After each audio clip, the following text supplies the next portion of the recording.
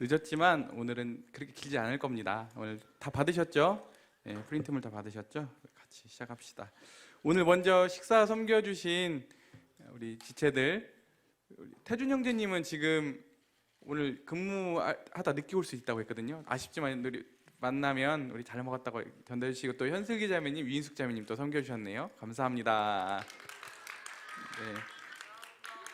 또 우리 음료는 또 하늘 자매님, 희원 자매님, 다혜 자매님 세 분이 섬겨주셨네요. 감사해요. 그리고 또 오늘 마지막 시간이죠. 그래서 오늘 원래는 그 김미영 자매님하고 정명 자매님 가정에 두 가정 섬겨주시려고 했는데, 김미영 자매님은 다음에 한번 더 기회를 달라고 하시고, 오늘은 정명 자매님께서 온전히 섬겨주시고 싶다고 하셔가지고 오늘 또 맛있게 드시고, 또 뵈면은 또 감사하다고 이렇게 인사 말씀 나눠주셨으면 좋겠습니다. 너무 감사하죠. 마지막까지 우리 성도님들 또 형제자매님들의 이런 헌신으로 우리 청년들이 정말 풍성함을 누려서 또 참 주님의 이름을 대신해서 감사를 드립니다. 오늘은 이제 마지막 시간입니다. 아쉽다고 안 하네. 이제 에이 고생했어요. 실은 알죠? 저랑 소그룹 했던 분들 알죠? 제가 원래 이렇게 길게 안 해요. 근데 이 기간이 되게 8번에 걸쳐서 이 두꺼운 책을 끝내야 되고, 또 이때 아니면은 또 끝낼 시기가 없기 때문에 좀 무리해서 했어요. 그래서 오늘 너무 이거 듣는 것만 해도 여러분들이 너무 수고 많았고, 진짜 여러분 되게 참 칭찬해드리고 싶습니다. 우리 같이 서로 박수 한번 쳐줄까요? 이렇게 이 책들 벌써 처음에 우리 어떤 책들 했죠? 갈라디아서 끝냈고, 그 다음에 또 학기 중에 한번 그리스도께 사랑하신 교회 한번 끝냈고, 그 다음에 우리 신앙의 투쟁 히브리서에 관련돼 가지고 신앙의 경주에 대해서 우리 같이 한번 봤었고요. 그 다음에 또 세계구세 외명 우리 지난 여름에 했었죠. 2달에 걸쳐서. 또 이번에 십자가의 승리 신약까지 우리 진짜 여러분들 2년여에 걸쳐 가지고 너무 애쓰셨어요. 그리고 이 여름 때는 좀 쉬려고 해요. 여름에 이번에 너무 여러분들이 2년 동안 너무 애쓰시고, 방학 때마다 이 월요일 날 1시간씩 하루를 이렇게 온전히 뺀다는 게 쉬운 일이 아닌데, 교회 일도 굉장히 많고 해가지고, 또 기회가 될 때 다음에 혹시 기회가 되면 제가 로마서나 아니면 또 다른 또 좋은 책 염두에 두는 책들이 있거든요. 그때는 또 뭐 개별로든 우리 청년들을 대상으로 해가지고 또 이렇게 할 수 있는 기회가 있었으면 좋겠습니다. 네, 오늘은 구속사예요. 우리 세계구속 외명 십자가의 승리 다 합쳐가지고 신구약을 합쳐서 구속사라고 하는데, 오늘 이 표 다 보이시죠? 이 표 창조와 완성 사이에 큰 글자로 영원이라고 써놓으시면 좋겠어요. 같이 창조와 완성 영원이라고 하시고, 그 아래 삼위일체 하나님 이렇게 쓰시면 좋겠어요. 오늘 이 구속사라고 하는 것은 뭐냐면 이게 성경 전체 이야기예요. 뭐라고요? 성경 전체 이야기다. 근데 성경 전체 이야기일 뿐만 아니라 모든 이 인류의 역사의 이야기다, 이렇게 이해하시면 좋겠어요. 왜냐하면 이 세상은 자연주의라고 해요. 뭐라고요? 자연주의라는 뜻이 뭐냐면은 사람들이 다, 모든 사람들뿐만 아니라 모든 이 땅에 있는 것들은 다 소멸되어 가고 죽어가거든요.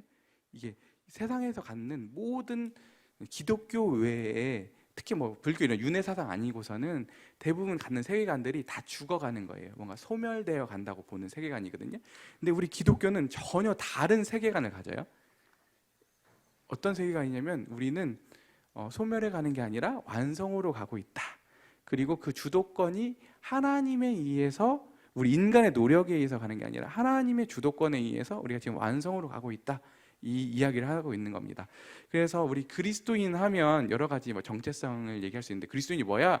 라고 했을 때 이제 먼저는 이제 구원적으로 생각을 해보면 예수님을 믿는 사람, 이렇게 적용할 수 있겠죠. 행위로 보면은 뭐라고 할 수 있을까요? 사랑하는 사람, 하나님을 사랑하고 이웃을 사랑하는 사람, 이게 그리스도인의 정체성이라고 할 수 있잖아요. 근데 행동 측면에서 그렇다고 하면, 이제 어떤 사람이 어떤 이야기를 가지고 사느냐에 따라 달라지는데, 이 하나님의 구속 이야기를 가지고 사는 사람이 그리스도인인 거예요. 아시겠죠? 그리고 이 이야기에 내가 일부다라고 생각하고 사는 거예요. 아시겠죠? 되게 중요해요. 이게 여러모로 중요한데, 실제로 이 이야기를 통해서 뭐가 결정되냐면 세계관이 결정돼. 뭐가 결정된다고요? 세계관. 그래서 오늘 하루를 내가 전체를 이 인류와 세계와 운명을 어떤 위치에 내 자신을 오늘 하루를 보고 살아가느냐가 달라지거든요. 그래서 오늘 이 세계관은 그냥 오늘 내 어떤 세계관을 가져야지 이렇게 갖는 게 아니라, 철학을 배워서 그런 게 아니라 어떤 이야기를 가지고 사느냐가 그 사람의 세계관을 결정짓는다. 그래서 우리는 하나님의 구속 이야기를 우리의 이야기로 가지고 사는 사람들이다. 그렇게 얘기하고 있습니다. 아시겠죠? 네, 그래서 오늘 이 크게 이 구속사를 이해할 때 몇 가지 틀로 이해하는데요. 여기 보면 첫 번째 뭐예요? 창조. 네, 두 번째는 타락. 그 다음에 구속. 그래요. 구속을 여기서 좀 더 세분화했죠. 약속, 십자가, 부활, 교회, 완성이라고 하는 키워드. 이 다섯 가지를 다 포괄하는 한 단어가 뭐라고요? 구속. 그래서 창조, 타락, 구속. 그래서 기독교 세계관을 이야기할 때 세 단어 하면은 이렇게 이해하시면 돼요. 창타구 뭐라고요? 창조, 타락, 구속. 이렇게 우리가 우리 운명과 우리의 세계관을 이해하는데 이 세 가지 키워드로 이해하시면 좋겠습니다. 아시겠죠? 네, 그러면 이제 성경을 처음 한번 같이 펴봅시다. 이제 성경을 딱 펴보면 처음에 이렇게 시작을 하죠. 1장 1절, 창세기 1장 1절입니다. 태초에 하나님이 천지를 창조하시니라. 네, 태초에 아무것도 없는, 이 세상에 어떠한 존재도 없는, 무에서 엑스 니힐로라고 하거든요. 아무것도 없는 상태에서 하나님이 천지를 창조하셨다. 이 천지가 뭘까요? 실제로 하늘과 땅이기도 하고 우리 시공간이기도 하고 이 세계, 이 우주, 이 전체. 여기선 또 하늘이라고 했을 때는 우리는 하늘이라고 했을 때는 우리는 현대인들은 위에 있는 하늘만 생각하지만 이제 유대인들이나 현재 우리 기독교에서 갖는 하늘의 관념은 세 가지죠. 첫 번째 우리 위에 있는 하늘, 두 번째는 영적인 존재들이 지금 활동하고 있는 영계, 두 번째 하늘, 하나님이 계신 하나님의 보좌 우편인 세 번째 하늘. 이렇게. 그래서 바울이 어디 갔다 왔어요? 삼층천에 갔다 왔잖아요. 이렇게 우리 신앙에서는 이 세 하늘 했을 때는 이 세 가지. 하나님은 이때 아무것도 없는 시점에서 하나님만 계셨는데 하나님께서 그분 외부에 이 세상을 만드셨어요. 아시겠죠? 어디에? 하나님 내부가 아니라 하나님 외부에 만드신 거예요. 하나님 내부에 세상이 있다고 생각하는 게 뭐냐? 범신론이라고. 이건 아니에요. 하나님이 객관적으로 하나님 외부에 세상을 만드셨어요. 아시겠죠? 네. 그 다음에 이제 하나님이 이제 땅을 만드시고 그 이후에 보면 6일 동안 하나님은 이 피조 세계를 창조하셨죠. 그리고 나서 7째 날 쉬셨어요. 그걸 안식일이라고 하잖아요. 안식이 거하셨어요. 그런데 하나님은 모든 피조물들을 이렇게 5일 동안 만드시고 마지막 6째 날 창조 때 누구를 만드셨냐면 사람을 만드셨죠. 그게 어디 나오냐면 1장 27절에 나오죠. 하나님이 자기 형상 곧 하나님의 형상대로 사람을 창조하시되 남자와 여자를 창조하셨다. 하나님이 사람을 만드실 때는 어떻게 창조하셨다? 하나님의 형상대로. 하나님의 형상대로 누구를? 남자와 여자. 여기서 뭘 할 수 있냐면 첫 번째는 하나님이라고 하는 분은 안 보이시잖아요. 하나님은 영이시니 예배드리냐 신령과 진정을 예배할 하나님 영이시기 때문에 안 보이시잖아요. 그런데 안 보이는 하나님의 형상, 안 보이는 하나님의 보이는 하나님의 형상 누구예요? 인간. 하나님이 안 보이는 하나님을 이 세상에 투영하는 존재로 만드셨다고 하는 거예요. 원래는 하나님이 아담과 하와를 만드셨을 때 또 그 아담과 하와를 통해서 만들 이 인간들을 통해서 하나님은 생육하고 번성해서 이 땅에서 그 인간이 걸어다니면 누가 걸어다니는 거예요? 하나님이 걸어다니는 거예요. 하나님을 대리해서 인간이 이 세상을 통치하도록 하나님이 만드신, 인간이 얼마나 존엄하게 만드는지 알겠죠? 그리고 하나님 형상대로 창조가 되었다고 했을 때에는 어떤 의미가 있냐면 하나님하고 우리하고 공통분모가 있죠. 그게 우리 입문편에 의하면 무슨 속성? 하나님하고 우리하고 상대적인 속성. 하나님하고 우리가 다른 피조물과 다르게 하나님의 닮은 형상이 있기 때문에 그분과 교제하고 그분의 임재를 느낄 수 있고 그분과 사귈 수 있고 이런 하나님의 관계를 맺을 수 있는 그런 존재로 만드셨다. 존귀한 존재로 만드셨다. 그리고 어떻게 만드셨다고요? 남자와 여자를 창조했다. 이건 관계를 남자 혼자 나중에 보면 나 혼자 있었지만 나중에 여자를 만드셨잖아요. 하나님은 관계를 창조해 주셨다. 아시겠죠? 네. 그리고 이제 넘겨봅시다. 그리고 나서 2장을 넘겨봅시다.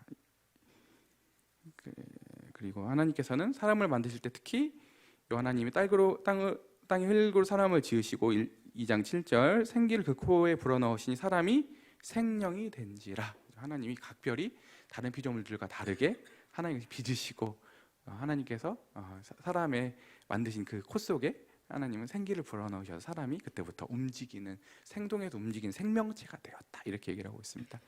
그리고 나서 이제 이 고귀하게 만든 아담을 어디에 두셨죠? 하나님이 에덴이라고 하는 낙원에 두셨잖아요.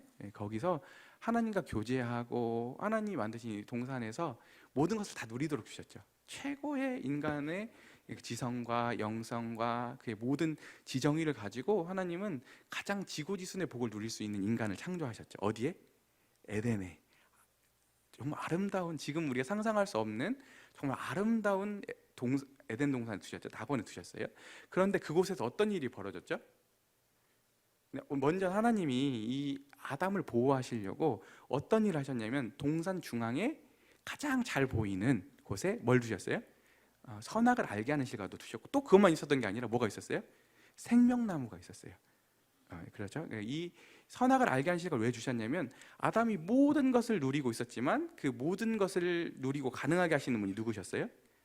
생명의 근원이신 하나님이었잖아요. 그래서 하나님께서 이것을 먹는 날에는 내가 정령 죽을 거다고 약속했는데 그 이후에 3장에서 가서 보면 뱀이, 사단이 이 뱀을 통해서, 가장 강교한 짐승인 뱀을 통해서 어떻게 했죠? 우리 3장 볼까요? 3장 5절에 보면 너희가 그것을 먹는 날에는 너희 눈이 밝아져서 하나님과 같이 되어 선악을 알 줄 하나님이 아심이라.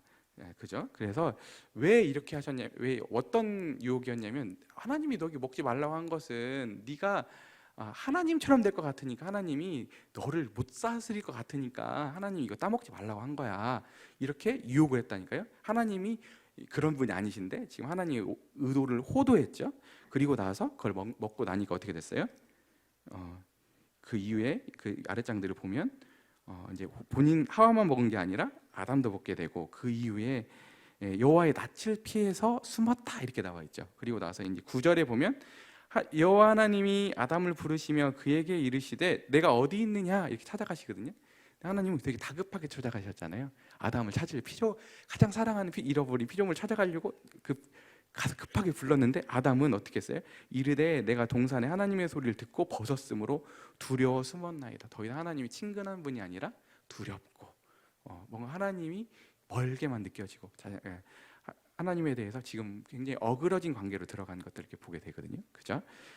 이게 이제 타락한 인간이었고, 그리고 나서 이제 하나님께서는 그 다음 장을 넘겨보면 이제 3장 15절에 보면 하나님께서는 다 저주하시거든요. 땅도 저주해요. 그죠? 우리 나중에 처음에는 하나님이 이 천지를 창조하셨지만 마지막에 새하늘과 새 땅을 창조하시잖아요. 이 땅이 저주를 받아요. 땅이 저주를 받아. 땅이. 그죠? 그래서 아까 마지막에 새하늘과 새 땅의 회복이 필요한 거예요. 그래서 땅이 저주를 받았다. 그 말이 어디 있어요? 14절에 나오죠? 네, 그 다음에 15절에 보면 이제 그 뱀을 저주하시는데 내가 너로 여자의 원수가 되게 하고 내 후손도 여자의 후손과 원수가 되게 하리니 여자의 후손은 내 머리를 상하게 할 것이요 너는 그의 발꿈치를 상하게 할 것이니라 하시고, 이게 뭐냐면은 누구에게 지금 하신 저주예요? 주어가 누구죠? 하나님이 누구에게? 뱀에게 어떻게 하신다고요? 너는 여인의 후손, 누구예요? 우리 지금 이때는 몰라. 이때까지는 지금 뭔가 베일에 갈려 있고 아주 유구한 오랜 시절이 지나고 이게 드러났는데 우리는 알지. 여인의 후손인 예수님이 오셨을 때, 예수님 십자가에 달리실 때 누가 예수님의 발꿈치를 상하게 한 거예요? 사단이, 뱀이 예수님의 발꿈치를 상하게 하지만 어떻게 하신다고요? 잠깐 상하게 하지만 그 여인의 후손은 너의 머리를 밟을 것이다, 너의 머리를 깰 것이다, 이렇게 하나님께서 예언을 해주시죠. 이걸 가르쳐서 원시복음이라고 해요. 원시복음. 아직 이 굉장히 원초적인 시대에 하나님께서 이 타락한 아담과 하와에게 구원의 약속을 해주시는 거예요. 그래서 누구의 후손으로 온다고요? 구원자는, 메시아는 여인의 후손을 통해서 오게 된다. 키워드는 여인의 후손. 아시겠죠? 네. 그리고 이제 이 아담과 하와가 타락함과 동시에 어떤 결과가 초래했죠? 하나님이 먹나 정령 죽는다고 했기 때문에 실은 모든 사람들 위해 아담뿐만 아니라 아담 이를 태어난 모든 사람이 뭐가 왕노릇해요? 사망이 왕노릇하고, 그 다음에 원래는 하나님이 원래 아담을 창조했을 때 그 목적하셨던, 원래는 그 창조의 목적대로 하나님이 아주 고귀하게 창조했잖아요. 그런데 타락한 이후로부터 모든 인간들은 어떤 상태로 들어갔냐면, 로마서의 표현에 의하면 모든 사람이 죄를 범하였음에 하나님의 영광에 이르지 못하더니, 그러니까 아담이로 태어난 모든 사람들은 하나님 영광에 도달하지 못한다. 본래 하나님이 창조하신 목적대로 살아가는 사람이 아무도 없다, 도달할 사람도 없다라고 하는 선언이죠.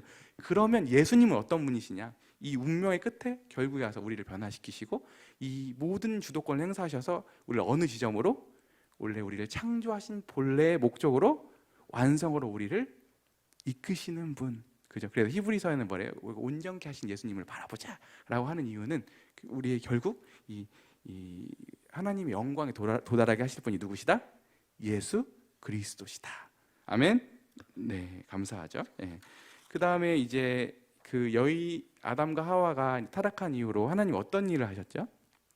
그 아래 보면 21절에 보면 여호와 하나님이 아담과 그 아내를 위하여, 하나님이 위하여 뭘 지어 입히셨어요? 가죽옷을 지어 입히셨죠. 가죽옷을.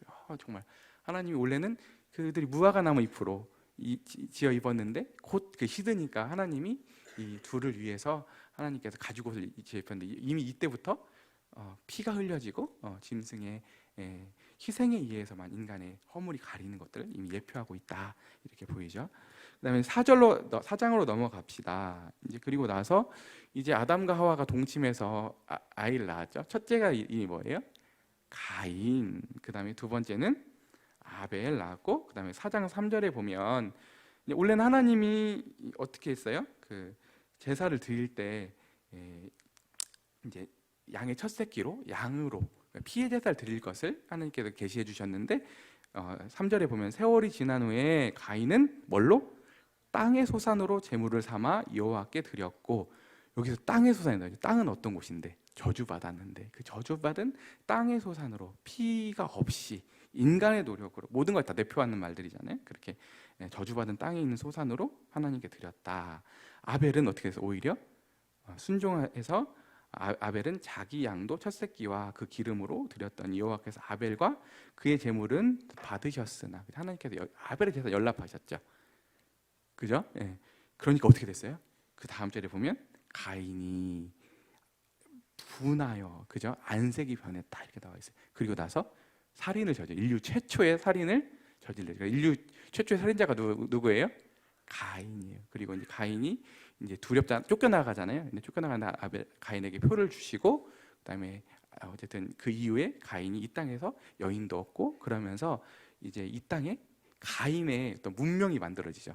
굉장히 그때 배웠죠. 여러 가지 뭐 대장장이부터 해가지고, 그때 당시에 막 그 음악을 그때 만들었던 가인의 후손들도 나오고, 그죠? 세상 문화가 만들어지잖아요. 그리고 나서 넘겨봅시다. 창세기 25장 4장 25절에 보면 하나님은 그 죽은 아벨을 대신해서 누구를 주시죠? 셋을 주세요. 셋, 그죠? 그리고 그 셋을 통해서 아벨의 계보를 이어가시죠.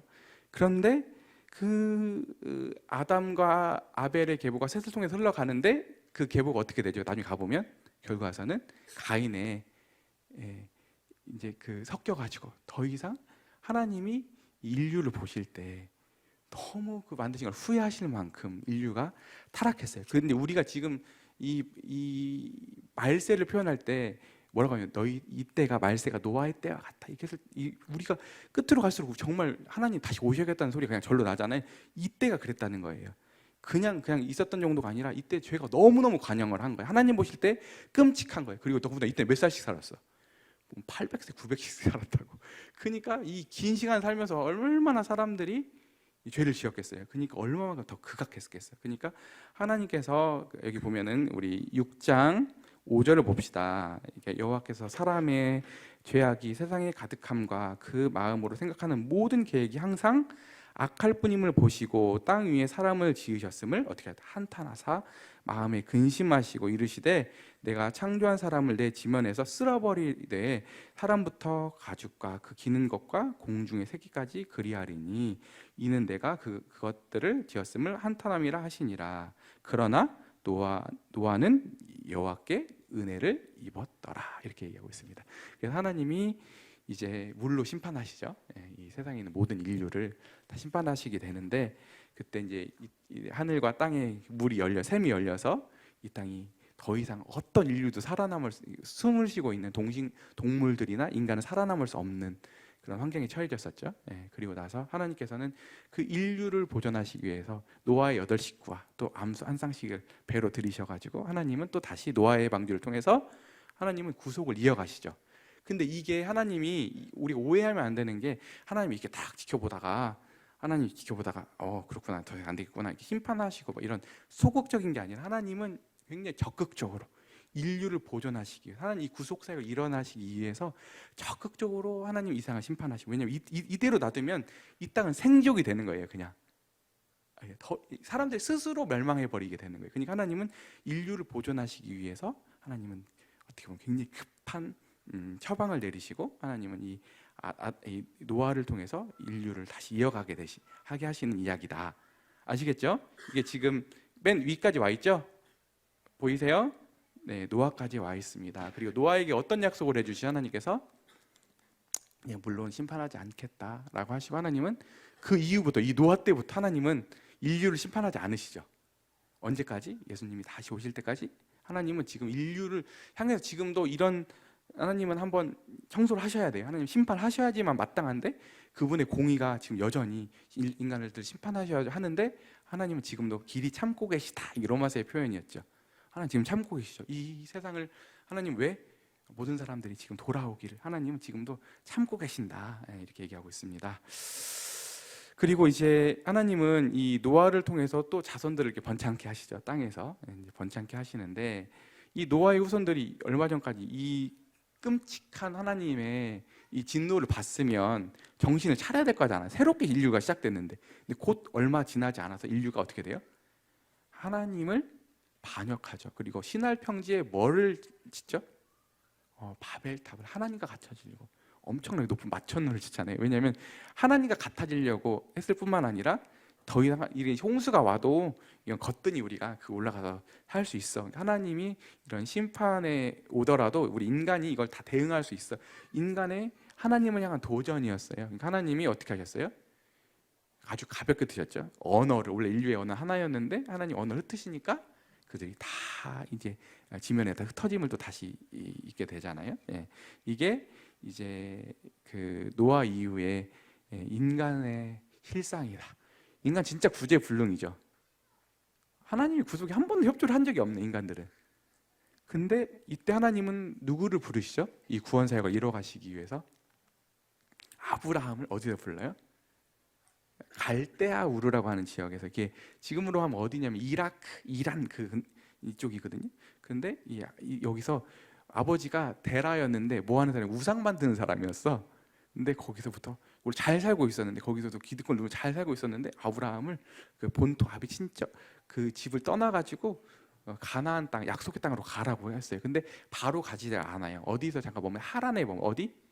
하란이 어디냐면은 터키, 지금 튀르키예잖아요. 튀르키예에 있다가 아버지 데라가 죽고 나니까 그 다음에 이제 가나안 땅으로 가고 또 이집트로 가고 하는 게 이제 이 아브라함의 이야기예요. 이 아브라함의 이야기를 보면 믿음의 조상인데, 그죠?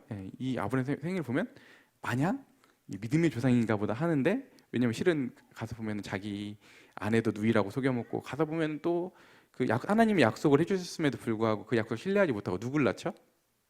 이스마엘 낳잖아요. 그러니까 하지만 하나님께서는 이 아브라함에게 약속해 주시, 하나님의 그 신실하심에 의해서 아브라함의 믿음의 조상이 되는데, 어떻게 되죠? 100세 때 어떤 아들을 그 모리아산에서 드리게 되는, 하나님을 신뢰하는 그 지점까지 가게 되는, 하나님이 아브라함의 상의를 붙으셔서 믿음의 조상이라도 불리어도 손색이 없는 지점으로 그의 생애 전체를 이끌어 가신다. 그리고 아브라함이 그 100세 때 낳은 아들 이삭이잖아요. 이삭은 성경에 별로 이야기가 없어. 그냥 별로 이렇게. 근데 그 다음 이제 아들을 누구예요? 이삭의 아들 둘이 있었죠. 누구였어요? 에서와 야곱이 있었죠. 이 이야기들보다 이제 스펙터클해지지.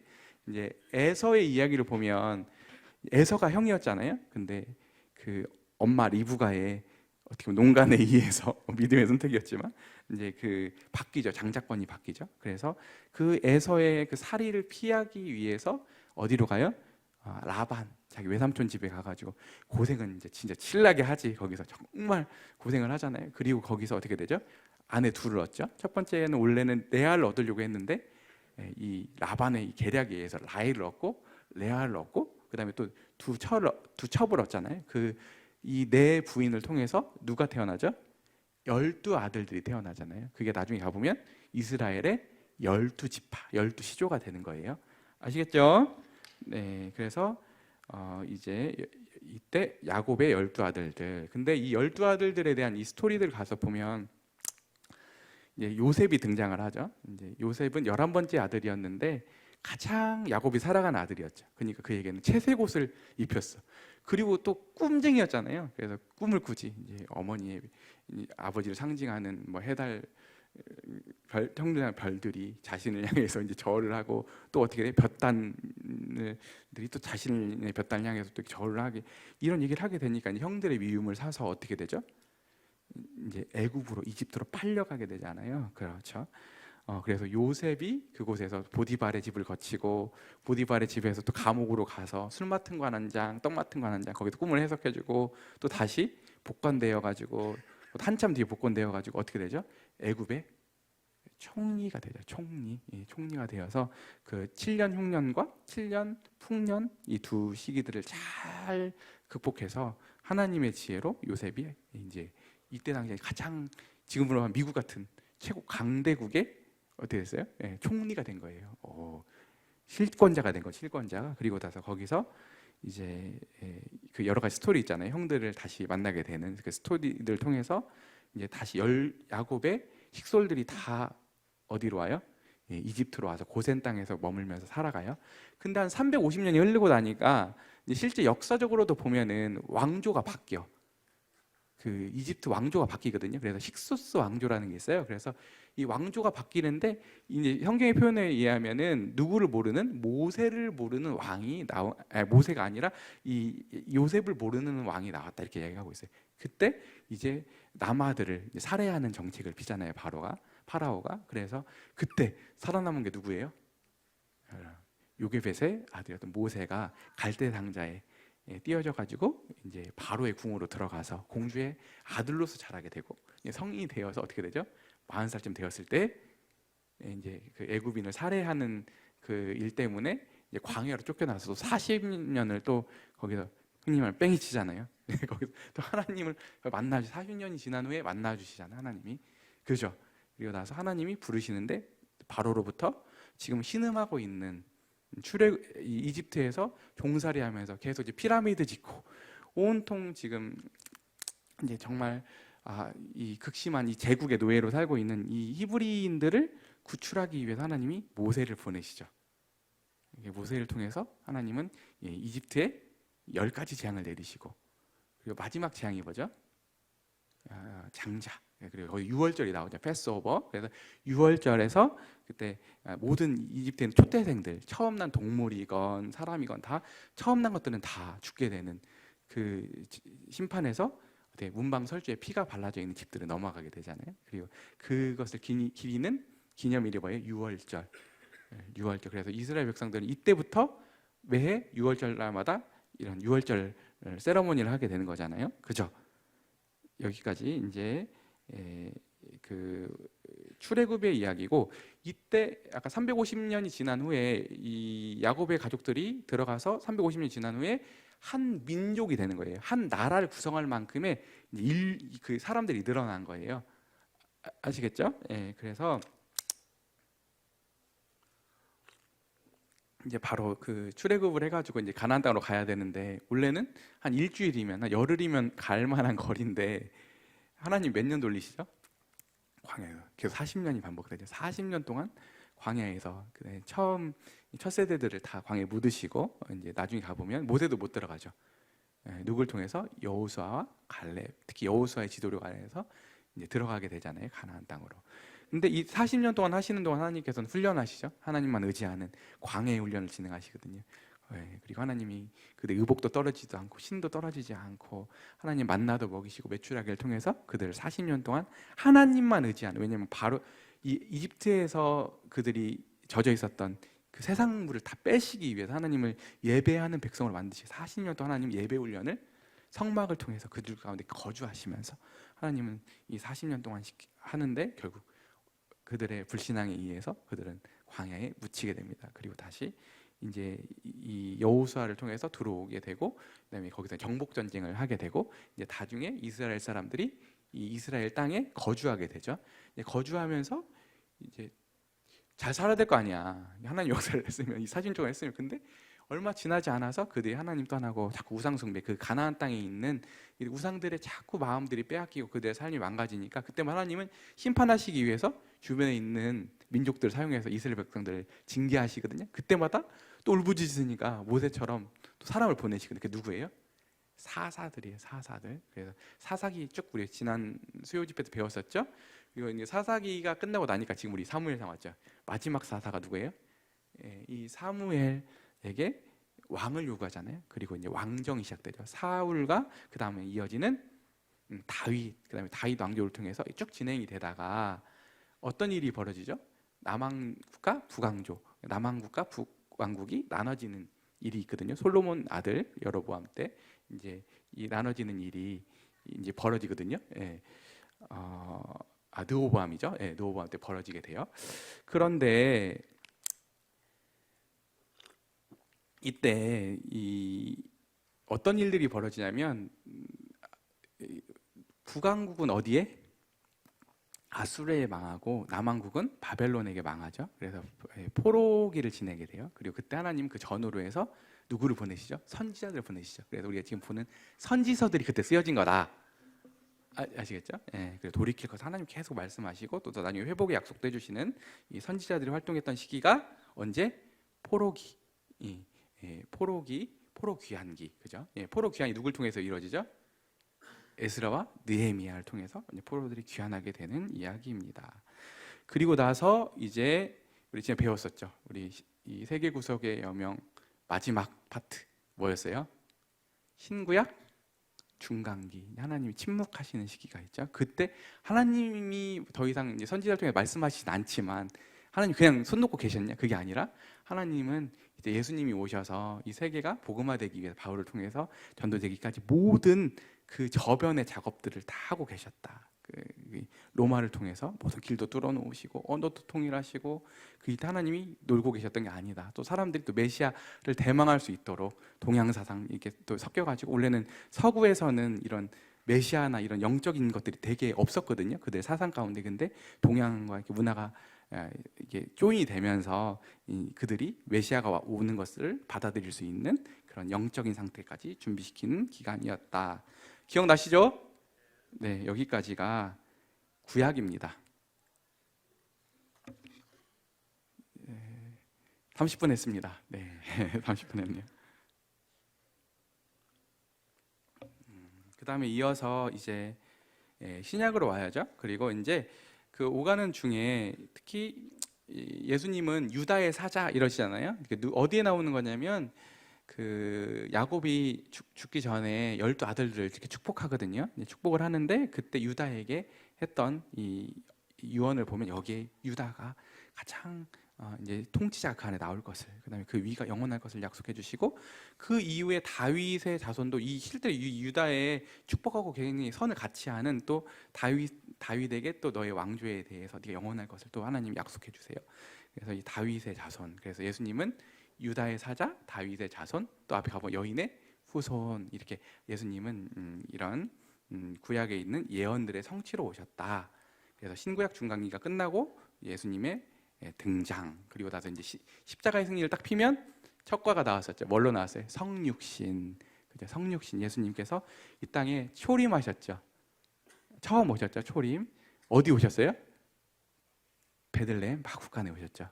근데 하나님이신 분이, 시간과 공간을 원래 제가 안 받으시는 초월 가운데 계시는 영으로 계시는 하나님께서, 특히나 예수님은 이 육신을 입기 전에 그분을 지치겠던 말이 있었죠. 뭐였어요? 말씀으로 계신 예수님께서 인간의 몸을 입고, 유한한 인간의 몸을 입고 이 땅에 내려오셨다. 이게 성육신이다. 그래서 그때 놀랍죠. 예수님이라고 하는 분은 인성과 신성이 있으신데 어떻게? 온전한 하나님, 온전한 인간, 참 하나님, 참 인간이시다. 그러니까 50% 이런 게 아니라 그분 존재가 딱 보면 정우영제처럼 똑같이 인간이신 거 하나도 다름이 없어요. 근데 그 딴 존재 안에서 똑같이 하나님이신 거예요. 신비하죠. 예수님은 이 세상에서 유일무이한 한 존재 안에서 인성과 신성이 같이 놀랍게 공존하시는 하나님이시다. 아시겠죠? 네, 그래서 이미 예수님의 이 초림으로 인해서 이 땅에 예수님의 공적 사역을 하심으로 인해서 이 땅에 뭐가 왔어요? 말세가 왔죠. 이미 이 하나님 나라가 이미 와 있어요. 그죠? 예수님의 그분의 사역과 인격과 가르침 안에서 이미 하나님 나라가 도래했다. 배웠죠? 네, 이미 임했다. 근데 아직은 아니죠. 언제까지? 예수님이 재림하실 때까지 아직은 우리가 이미 와 있지만 아직은 완성되지 않은 이 하나님 나라의 이 역설, 이 중첩되어 있는 시대에 이미 이 현재까지 지속된 세상은 유지되고 있죠. 언제 마칠 거예요? 예수님의 재림과 함께 종결될 거죠. 하지만 이미 하나님 나라는 나중에 올 게 아니라 이미 예수님의 초림과 함께 와 있죠. 그래서 이 옛날 세상과 현재 이 새 세상이 중첩하고 있는 이 시대를 가리켜서 뭐라고 한다? 말세다. 그래서 이 말세 중에는 주님이 어느 때 오셔도 이상한 시대가 아니다. 그래서 우리는 언제나 주님이 내일이라도 오실 수 있다고 하는 이 종말에 예수님의 다시 오심의 긴급함 속에 살아가야 된다. 하지만 또 한편으로는 또 어떤 자세를 가져야 된다? 그 때와 기한 알지 못하기 때문에 또 주님이 언제 그분의 다시 오심을 아무도 알 수 없기 때문에 하루에 사과나무를 심는 것처럼 성실하게 주어진 일들 가운데 우리가 살아가야 된다라고 하는 내용들을 살펴봤습니다. 기억나시죠? 네, 그 다음에 예수님이 십자가는 어떤 의미가 있는가 봅시다. 첫 번째는 대속적 죽음이죠. 대속적 죽음. 유월절 희생제사예요. 유월절 희생제사. 그죠? 앞에 나왔던 그 유월절 어린 양처럼 예수님의 피가 우리 마음에 운망설제 바르시기 위해서 예수님이 그분의 백성들 위해서 대속적 죽음 십자가에서 피를 흘려 주셨죠. 그분이 대제사장이 되실 뿐만 아니라 제물이 되셨죠. 그리고 그분의 제사는 또 어떤 의미가 있었어요? 온전한 순종의 제사였다. 그죠? 그래서 그게 어디서 드러나죠? 그 겟세마네 동산에서 아버지여 하실 수 있으면 이 잔을 내게서 피할 수 있게 옮겨 주십시오. 하지만 내 뜻대로 마옵시고 아버지의 뜻대로 하십시오 하고 하는 하나님께 순종의 제사를 죽기까지 순종해 하셨다. 이게 빌립보서에 나오는 말씀이잖아요. 그래서 오늘도 주님이 이 순종의 제사를 드리셨을 때 하나님께 너무 기뻐하시는 그분의 제사가 되었다. 그리고 이 십자가는 또 어떤 의미가 있다?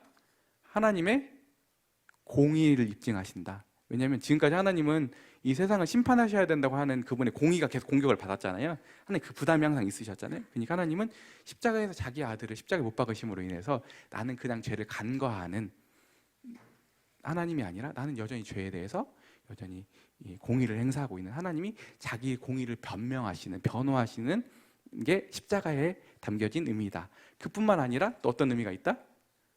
또 반대로 하나님이 우리를 사랑할 수 없는 우리를 사랑하신 사랑의 극치가 이 십자가에 드러난다. 그래서 십자가는 패배가 아니라 승리인데 왜 승리다? 첫 번째는 예수님 십자가에서 사단 마귀의 머리를 깨버리셨기 때문에 그분은 승리자가 되셨죠. 더 이상 사단이 더 이상 우리 사람들 모든 사람들 위해 왕노릇을 할 수가 없게 되었잖아요. 그래서 예수님은 승리자이실 뿐만 아니라 또 왜 승리다? 이 십자가에서 그분의 가장 최고의 성품인 사랑이 가장 잘 극명히 드러났기 때문에 이 십자가는 승리의 사건이다. 그래서 이 책 제목이 뭐라고요? 십자가의 승리다. 그죠? 여기까지가 이제 예수님의 이제 십자가에 담겨진 의미입니다. 그 다음에 이제 부활은 어떤 의미를 갖는가? 예수님이 죽으시고 3일 만에, 사흘 만에 부활하셨죠. 3일 만에. 그래서 부활하신 의미가 뭐예요? 하나님께서 그 예수님의 그 희생제사를 받으시는 분이 누구죠? 연락하시는 분이 누구예요? 하나님 아버지시잖아요. 그래도 내 그 제사를 받았다. 내 그 제사를 기쁘게 받았어. 그 제사가 연락되었어, 받아들여졌어 라고 하는 의미로 예수님을 부활시키신 거예요. 그래서 그 부활을 통해서 이 제사가 받았다는 것을 우리가 알고 믿을 수 있도록 예수님을 죽은 자 가운데서 부활시키셨다. 그리고 더 이상 예수님이 부활했기 때문에, 인간으로 부활했기 때문에 모든 사람들 위에 다 죽음이 왕노릇했죠. 다 죽음이 다 통치하고 있었잖아요. 근데 예수님이 첫 번째 깨버렸지, 그 법칙을. 그리고 그분 아래로 통과하는 사람들은 다 이 죽음을 면제받을 수 있도록, 부활할 수 있도록 그분이 길을 열어놓으셨기 때문에 더 이상 모든 사람들 위해 죽음이 왕노릇을 할 수 없도록 하신 사건이다, 부활이. 그리고 예수님은 죽으시고 또 어떻게 하셨죠? 승천하셨죠. 하나님 보좌 우편으로 제자들이 보는 앞에서 감람산에서 올라가셨어요. 그리고 다시 오신다고 약속하셨죠. 그래서 이제 어디로 가셨어요? 세 번째 하늘, 하나님 보좌 우편으로 가셨죠. 오케이? 네, 그래서 승리자가 되셔서 승리의 장군으로 하나님 보좌 우편 세 번째 하늘로 올라가셨다. 여기까지가 이제 부활에 담긴 의미입니다. 그리고 그 하나님 보좌 우편에 가신 예수님께서, 예수 그리스도의 대제사장이신 예수님께서 우리가 언제든지 이 하늘 지성소 세 번째 하늘로 올 수 있도록 믿음으로 언제든지 나아올 수 있도록 예수님의 보혈을 의지하면 나아갈 수 있도록 지금도 새롭고 산 길을 열어주셨다. 이게 이브리서 얘기잖아요. 우리는 지금 이 땅에서 앞으로 이 세 번째 하늘에 갈 거지만, 이 새 예루살렘에 갈 거지만 지금 이미 믿음으로 어떻게 할 수 있는 거예요? 지성소적 교제에 들어갈 수 있는 거예요. 하나님의 임재와 그게 하나님과 교제로 들어갈 수 있는 특권을 주셨다라고 얘기를 하고 있습니다. 그리고 이제 승천하신 예수님께서 우리에게 선물을 보내주시겠어요. 선물이 뭐예요? 성령을 그분께 보내주셨죠. 약속하신 성령을 언제? 사도행전에 보면 오순절날 보내주셨어요. 그리고 모든 사람 위에 어떻게 했어요? 그 불의 혀처럼 갈라지면서 이 성령이 임했잖아요. 그래서 이때부터 뭐가 출발됐다? 교회가 출발되었다. 에클레시아, 교회가 출발되었다. 근데 이 교회의 특징은 뭐예요? 뭘로 구성된다? 이전까지는 이 아브라함에게 해주셨던, 아브라함과 이스라엘에 속했던 복은 원래 이방인들에게는 절대 못 가는 복이었어요. 근데 예수님께서 십자가에서 유대인과 이방인의 막힌담을 허심으로 인해서 이방인도 하나님 나라의 복에 참여할 수 있는 길이 열렸다. 누구 덕택에? 예수님 십자가 사역 때문에. 그러니까 우리가 그때 배웠죠. 십자가의 의미는 그냥 우리 대속적 의미만 있는 게 아니라 우리가 다 설명할 수 없는 많은 의미가, 하나님께 이루어진 영적인 의미가 어마어마한 하나님의 사역들이 가에 담겨 있다. 이런 내용들도 배웠습니다. 그래서 하나님은 이제 이방인과 유대인들로 구성되는 그분의 백성들을 부르시죠. 그게 교회다. 이 교회는 또 아래 보면 어떤 의미가 있죠? 어떤 의미가 있죠? 성령께서 연합시키시는데, 이 지역교회 안에서도 우리도 연합시키시지만 원래 본래적 의미는 뭐예요? 우주적인 교회. 오순절 날부터 예수님 재림하실 때까지 모든 신자들을 성령께서 하나님 보좌 우편에 계시는 예수님하고 묶는 이 실체를 가리켜서 교회라고 한다. 아시겠죠? 하지만 우리가 안 보이기 때문에 우리가 한 지역교회를 통해서 주님이, 이 소중한 지역교회를 통해서 주님을 알아가고 배우게 하셨다. 아시겠죠? 그게 우주적인 교회와 지역교회이다. 그리고 실제 이 우리 주님과 우리 몸인 우리 지체들을 잘 가장 표현해주는 유비가 있는데 그게 한 몸이다. 그죠? 머리는 우리 주님, 또 우리는 각 지체의 부분들로서 우리 한 몸을 이루고 있다. 누가 이 일을 하셨다? 성령께서 우리를 예수 그리스도와 묶으셔서 우리가 한 몸이 되었다. 이게 정말 멋진 유비다. 실제로 근데 이 유비일 뿐만 아니라 실제 이런 성격이 있다. 이게 어떤 건데 의미론적으로만 그런 게 아니라 실체적인 의미가 있다. 이렇게 얘기를 하고 있습니다. 그리고 이 교회의 완성은 언제 완성되죠? 그렇지, 휴거, 주님의 재림, 다시 오심과 함께 우리는 공중에서 주님을 배울 것이고, 그때 한 번도 드러나지 않은, 그래서 먼저는 죽었던 성도들이, 앞서 갔던 성도들이 부활할 것이고, 살아서 믿는 자들이 부활해서 공중에서 주님을 배울 사건이다. 그때 교회가 실제로 드러난다. 처음으로 한 곳에 모이는 장소는 공중이다. 이 공중은 어떤 곳이다? 원래 사단마귀의 본거지였는데, 나와바리였는데, 이제 거기서 하나님이 교회를 집결시켜가지고 거기서 사단마귀에게, 그때 예수님 십자가에서 패배했는데 결정으로 여기서부터 이제 완전히 이 사단마귀의 완벽한 패배를 안겨주시는 사건이 이때 휴거이다. 아시겠죠? 네, 그리고 주님의 이 다시 오심으로 인해서 그 다음에 또 어떤 일이 있죠? 뭐 종말론에 따라 여러 입장들이 있지만 뭐 그때 배웠죠? 세 가지 대표적인 세 가지 뭐예요? 지금 믿는 세대주의적 전천년주의, 역사주의적 전천년주의, 무천년주의 배웠었죠? 그래서 어쨌든지 간에 어떤 입장을 취하든지 간에 주님은 다시 오신다. 그리고 그 이후에 심판이 있다. 그래서 백보자 심판을 있죠. 그래서 이제 이 백보자 심판을 통해서 이제 그 믿는 사람들은 어디로 가요? 새 예루살렘. 그다음에 새 하늘과 새 땅으로 가게 되고 이때 하나님을 거절하고 거짓 선지자들 이때 하나님을 반역한 사람들은 어디로 가죠? 원래는 이 사단 마귀를 멸하려고 만드신 영원한 불못으로. 그러니까 모든 존재들이 다 부활하죠. 믿는 사람이고 믿지 않는 사람이고. 그러니까 아까 믿는 사람의 부활은 첫째 부활, 안 믿는 사람들의 부활은 둘째 부활. 그래서 첫째 부활을 받은 사람들은 어디로 가요? 새 하늘과 새 땅으로 가고 이제 그 둘째 부활로 부활한 악인의 부활은 이제 아까 영원한 불못으로 가게 되는 게 인간의 운명이다, 완성이다 이렇게 얘기하고 있습니다. 그래서 이제 이 새 하늘과 새 땅은 어떤 특성을 갖는다고 했었죠? 완벽히 변화된, 그죠? 연속성과 비연속성 기억나시죠? 우리 몸이 어떻게 변할 거라고요?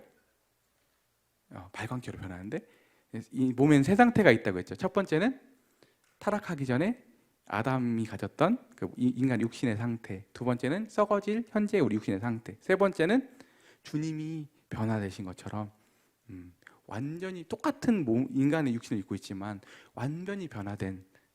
그래서 더 이상 죽음도 없고 또 하나 특징이 뭐예요? 공간의 제약도 없고 그다음에 또 어떤 특징들이 있었어요? 굳이 먹을 수 있는데 안 먹어도 되는 정말 부황방한 그 어마어마한 이 세 번째 육신의 상태로 우리는 변화될 것이고 우리가 바뀔 세상도 그렇게 변화될 거다. 그러니까 첫 번째 원래 아담과 하와가 처해 있었던 에덴 동산이 아니라 완벽히 그러니까 우리 몸에 걸맞는 이 세 번째 우리가 아까 세 번째 가졌던 상태 있잖아요. 예수님이 이 부활하셨던 거기에 걸맞는 세 번째 영적인 변화된 물질의 세상으로 가게 될 것이다. 이 세상은 없어지는 게 아니라 하나님이 변화시키시고 변혁시키시는 세상이다.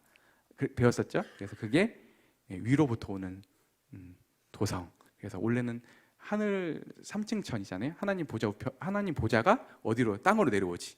그래서 땅과 하늘이 전복되는. 그래서 이 땅이 뭐가 되는 거예요? 셋째 하늘이 되는 거예요. 하나님 보좌 우편이 되는 거예요. 하나님 어디에나 계신. 그때 어린 양이 이 도성에서 어떻게 돼?